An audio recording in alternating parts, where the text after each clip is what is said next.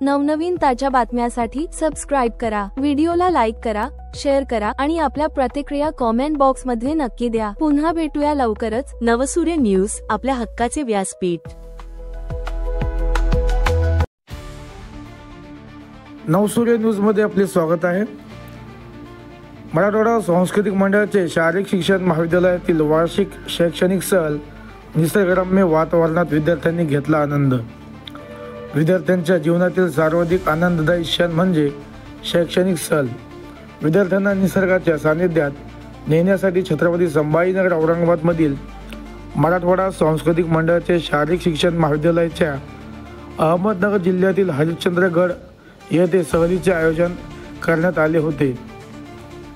येथे विद्यार्थ्यांनी हरिश्चंद्रगड, कोकणकडा व तारामती शिखर येथे ट्रेकिंग केली व सहलीचा मनमुराद आनंद घेतला।